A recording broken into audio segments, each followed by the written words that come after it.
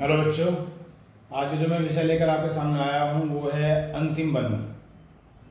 अंतिम बनो ये विषय बड़ा ही विशेष और डिफरेंट लगता है मुझे, क्योंकि अंतिम बनो तो कभी सुना नहीं जाता। हमेशा हम ये सुनते हैं कि प्रथम बनो, अपनी कक्षा में फर्स्ट आओ, आप जिस बिजनेस में हो, जहाँ भी आप कुछ काम कर रहे हो उसमें सबसे आगे होने की कोशिश करो। लेकिन मैं आज एक विषय लेकर आया हूँ आपके सामने और मैं कह रहा हूँ कि अंतिम बनो। तर्क अलग अलग प्रकार के हो सकते हैं।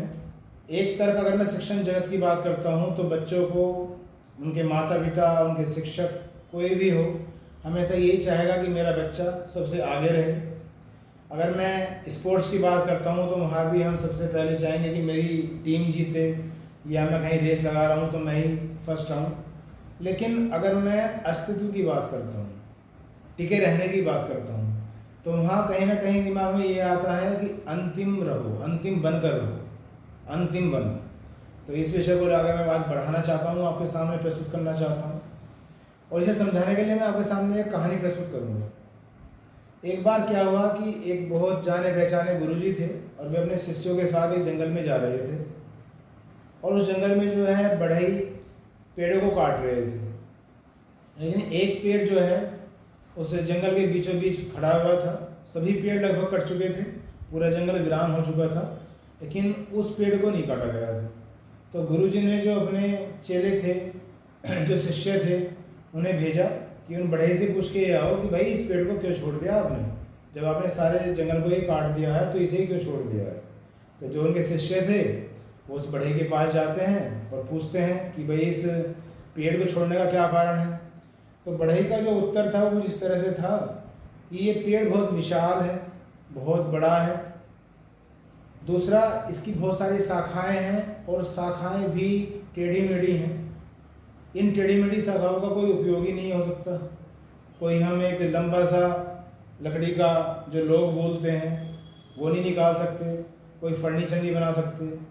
फिर दूसरा, इसके हर शाखा में बहुत सारी गांठें हैं, तो वो किसी तरह से उपयोग में नहीं लाई जा सकती। जब हम इसकी लकड़ी को ईंधन के रूप में इस्तेमाल करना चाहते हैं तो ये हमारी आंखों को बहुत नुकसान पहुंचाता है। ये सब उसने कारण बताए कि इसे काटने का कोई फ़ायदा नहीं है और इसलिए हमने इसे छोड़ दिया। शिष्य ये बात सुनकर जो है वापस गुरुजी के पास आते हैं और गुरुजी को बताते हैं। तो गुरुजी अपने मन में ही मुस्कुराते हैं और सोचते हैं या कहते हैं कि अंतिम बनो, पहले ना बनो, अंतिम बनो। क्योंकि यहाँ लड़ाई अस्तित्व की थी। जो बिल्कुल सीधा पेड़ था, सीधा सपाट, वो तो सबसे ज़्यादा उपयोगी है, तो उसे तो सबसे पहले काटा गया होगा। लेकिन जो पेड़ बहुत ज़्यादा विशाल है, गठीला है, पेचीदा है, मुश्किल है, किसी के उपयोग में नहीं आने वाला, वो अपना अस्तित्व आज भी बनाए रखा है उसने अपना, उसे कोई काटने को तैयार नहीं है। तो गुरुजी ने यहाँ ये कहा अपने शिष्यों को कि बच्चों, विशाल बनो, छायादार बनो, दूसरों को छाया दो, दूसरों को फल दो, लेकिन इतने विशाल बनो कि कोई भी दूसरा आपका अहित ना कर सके। सहज रहो और अपनी विशालता का आनंद लो। अपनी बात को दूसरों पे मनवाने की कोशिश ना करो, अपने ज्ञान को प्रदर्शित करने का प्रयास ना करो।